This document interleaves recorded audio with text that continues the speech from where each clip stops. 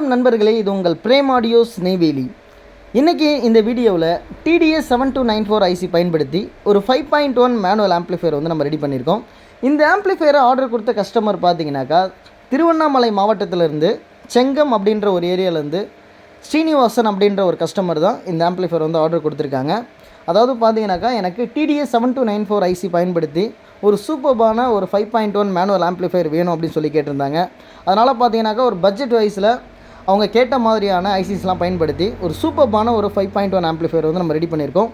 வாங்க வீடியோக்குள்ளே போகலாம்.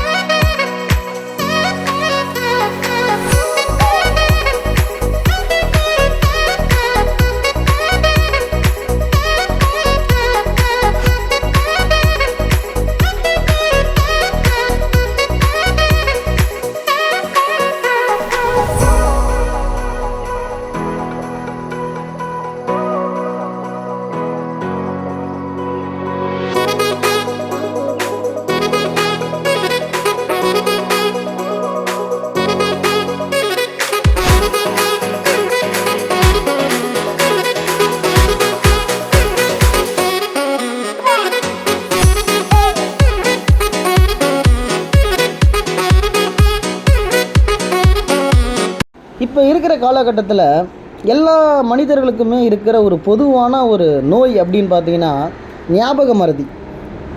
இந்த ஞாபக மறதி வந்து கொஞ்சம் காலத்துக்கு முன்னாடி இருந்துதா அப்படின்னு பார்த்தீங்கன்னா நிறைய பேருக்கு இருந்திருக்கிறதுக்கு வாய்ப்பே இல்லை.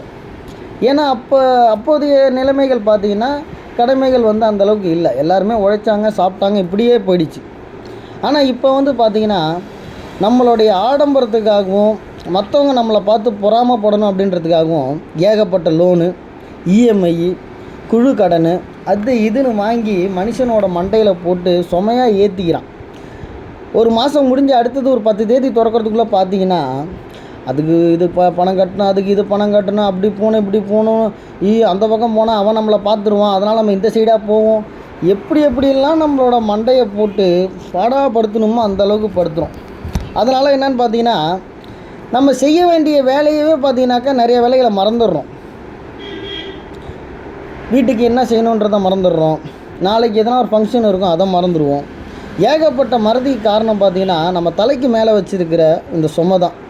அதனால் நம்ம வாழ்க்கையில் வந்து நிறைய பிரச்சனைகளை வந்து நம்ம தினமும் வந்து சந்திச்சுட்டே தான் இருக்கும். அதனால் இந்த ஞாபக மறதி அப்படின்ற ஒன்று வந்து கன்ஃபார்மாக எல்லாருக்குமே வந்து இருக்கும் அப்படின்னு தான் நான் நம்புகிறேன். இதே மாதிரி தான் நமக்கும் ஒரு நாள் பார்த்தீங்கன்னாக்கா காலையில் ஏந்திரிச்சு சரி கடைக்கு கிளம்பலாம்னு சொல்லிட்டு கிழிச்சிட்டு வந்து சாப்பிட்டுட்ருக்கோம். பார்த்தா தொடர்ந்து ஒரு 4 கால் கஸ்டமர் பார்த்தீங்கன்னாக்கா ஃபோன் அடிச்சுக்கிட்டே இருக்காங்க. சரி என்னடான்னு ஃபோன் எடுத்து என்னங்க சார், என்ன சார் அப்படின்னா, ஐயா உங்கள் கடை முன்னாடி தாங்க இருக்கேன், சீக்கிரமாக வாங்குங்க.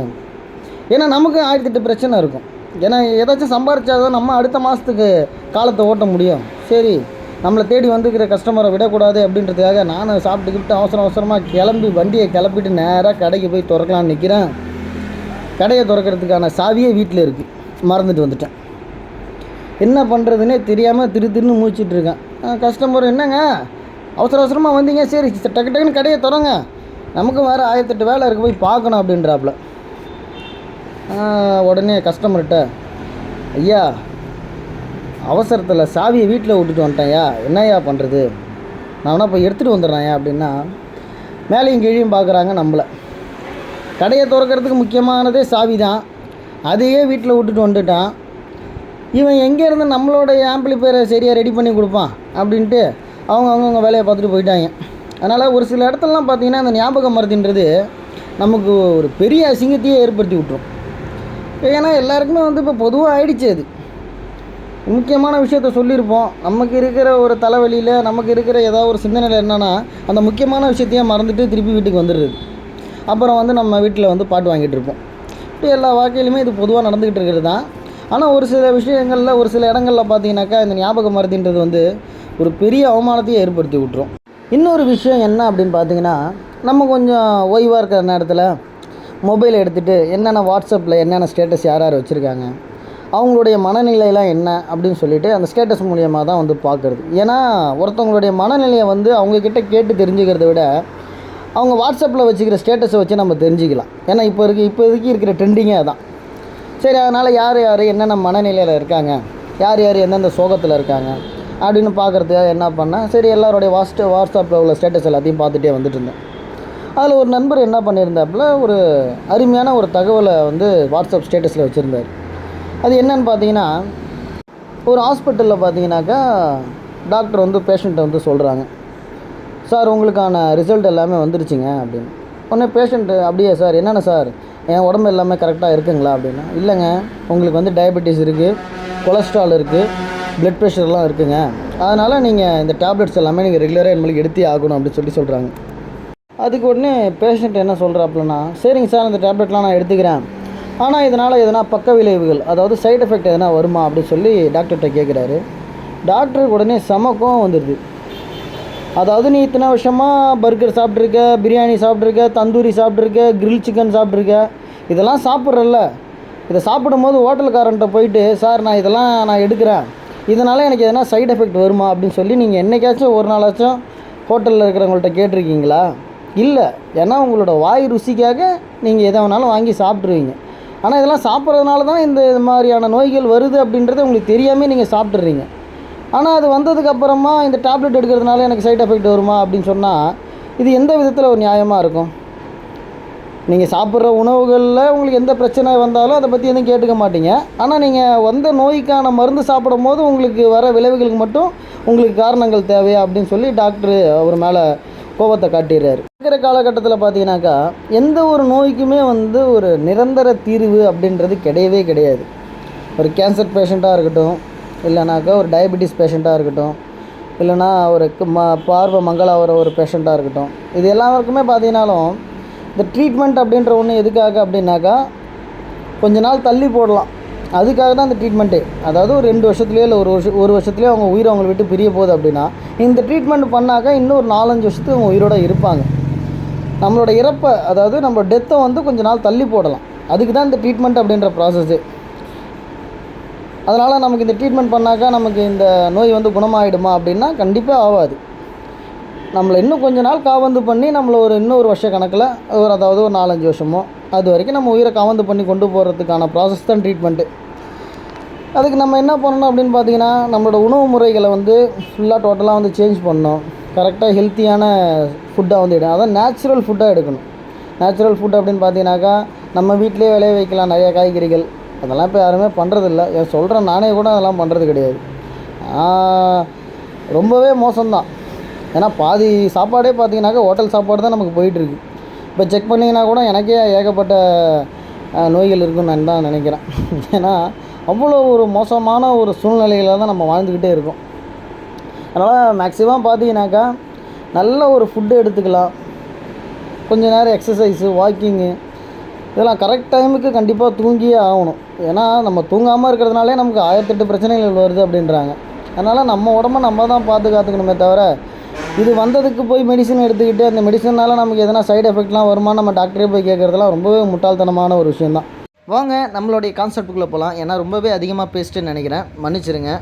ஆம்ப்ளிஃபையரோடைய இன்டீரியரில் பார்த்தீங்கன்னாக்கா 28 வோல்ட் 8 ஆம்பியரில் பியூர் ஹெச்டி ட்ரான்ஸ்ஃபார்மர் பார்த்தீங்கன்னாக்கா இதில் வந்து பயன்படுத்தியிருக்கோம். இந்த ட்ரான்ஸ்ஃபார்மரோடைய ஹைட்டு பார்த்தீங்கன்னாக்கா 4 இன்ச்சு, கோரோடைய டெப்த்து பார்த்தீங்கன்னாக்கா 2 இன்ச்சஸில் இருக்கும். இதில் யூஸ் பண்ண ரெக்டிஃபையர் செக்ஷனில் 35 10 மெட்டல் டையோடும் 50 வோல்ட் 10,000 MFTயில் 2 கெப்பாசிட்டி பார்த்தீங்கன்னாக்கா இதில் வந்து பயன்படுத்தியிருக்கோம். இதில் யூஸ் பண்ண ப்ரோலாஜிக் போர்டு பார்த்தீங்கன்னாக்கா வசந்த் பிராண்டோடைய பூம் 2 வெர்ஷன் தான் வந்து பயன்படுத்தியிருக்கோம். நெக்ஸ்ட் இதில் யூஸ் பண்ண ஐசிஸ் பார்த்தீங்கன்னாக்கா 5 சேனல் ஆடியோக்காக 7294 ஐசி வந்து பயன்படுத்தியிருக்கோம். சப்வூஃபருக்காக பார்த்தீங்கன்னாக்கா 4 டிரான்சிஸ்டரில் குமார் பிராண்டோடைய மோனோ போர்டு வந்து பயன்படுத்தியிருக்கோம். நெக்ஸ்ட் இதில் யூடி பிராண்டோடைய 6 சேனல் ஸ்பீக்கர் ப்ரொடக்ஷன் போர்டு வந்து பயன்படுத்தியிருக்கோம். இவ்வளோ தாங்க இந்த ஆம்ப்ளிஃபையரோட இன்டீரியர். ஒயரிங்லாம் பார்த்தீங்கன்னாலும் நல்லா க்ளீன் அண்ட் நீட்டாக வந்து சூப்பராக வந்து பண்ணியிருக்கோம். வாங்க இந்த ஆம்ப்ளிஃபையரோடைய ஆடியோ குவாலிட்டி எப்படி இருக்குன்றதை பார்க்கலாம்.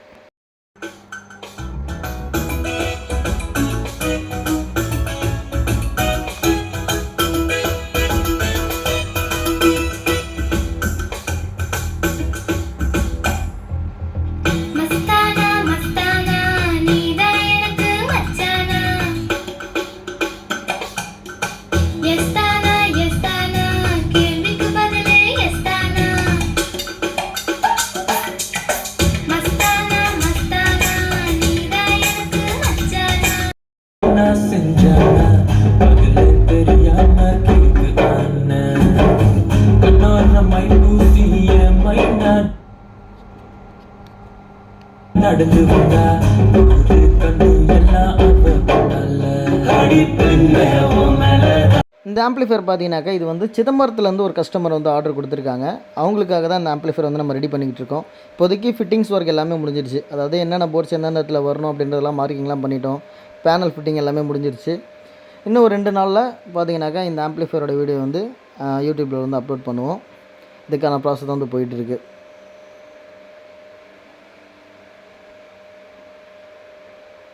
இந்த மாடல் ஆம்ப்ளிஃபையர் பார்த்தீங்கன்னாக்கா நம்ம ஏரியா, அதாவது நெய்வேலியில் இருக்கிற ஒரு கஸ்டமர் தான் வந்து இந்த ஆம்ப்ளிஃபையர் வந்து ஆர்டர் கொடுத்துருக்காங்க. அதாவது அவங்க கேட்டது பார்த்தீங்கன்னாக்கா எனக்கு வந்து ஒரு லோ பட்ஜெட் மாடலே போதும். அதாவது எனக்கு வந்து ஒரு 6 ஆம்ஸ்லேயோ இல்லை ஒரு 8 ஆம்ஸ்லேயோ ஒரு ட்ரான்ஸ்ஃபார்மர் பயன்படுத்தி ஒரு ஃப்ரண்ட்டில் ஒரு ஆக்லிக் பேனல் பயன்படுத்தி எல்லாமே வந்து எனக்கு டிரான்சிஸ்டர் பேஸ்லேயே ஒரு ஆம்ப்ளிஃபையர் வந்து ரெடி பண்ணி கொடுங்க அப்படின்னு சொல்லி கேட்டிருந்தாங்க. அதனால் பார்த்தீங்கன்னாக்கா கஸ்டமர் கேட்ட மாதிரியே நம்ம இந்த ஆம்ப்ளிஃபையர் வந்து டிசைன் பண்ணி வந்து கொடுத்துட்டோம். வாங்க இந்த ஆம்ப்ளிஃபையருடைய இன்டீரியரில் நம்ம என்னென்னலாம் பயன்படுத்தியிருக்கோம் அப்படின்றதையும் பார்க்கலாம்.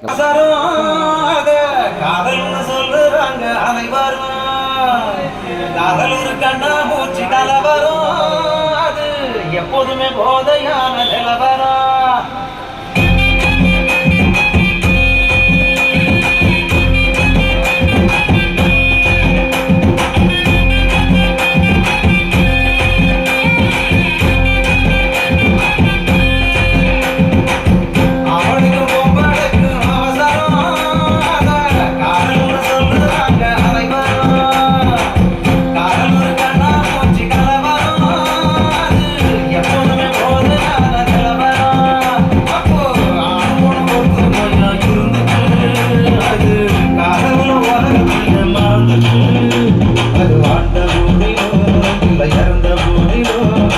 இந்த மாடலில் உங்களுடைய வீடுகள்லையும் ஆம்ப்ளிஃபையர்ஸ் தேவை அப்படின்னு நீங்கள் நினச்சிங்கன்னா தாராளமாக என்னோடய நம்பருக்கு நீங்கள் வந்து காண்டாக்ட் பண்ணுங்கள்.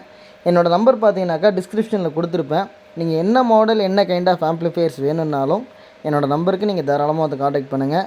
உங்களுக்கு பெஸ்ட்டான ப்ரைஸில் நல்ல குவாலிட்டியான ஆம்ப்ளிஃபையர்ஸ் நான் நிச்சயமாக உங்களுக்கு ரெடி பண்ணி கொடுப்பேன். இது வரைக்கும் நம்ம சேனலுக்கு சப்போர்ட் பண்ணாதவங்க, சப்ஸ்கிரைப் பண்ணாதவங்களாம் கண்டிப்பாக நம்ம சேனலுக்கு சப்ஸ்கிரைப் பண்ணிக்கோங்க. அதே மாதிரி பக்கத்தில் இருக்கிற பெல் நோட்டிஃபிகேஷன் வந்து கிளிக் பண்ணிக்கோங்க. அப்போ தான் நம்ம புதுசாக போகிற வீடியோஸ் எல்லாமே உங்களுக்கு நோட்டிஃபிகேஷனில் வரும். தொடர்ந்து உங்களுடைய ஆதரவை நம்ம சேனல் கொடுத்துக்கிட்டே இருங்க. இந்த வீடியோவை முழுமையாக பார்த்ததுக்கு மிகவும் நன்றி. வணக்கம்.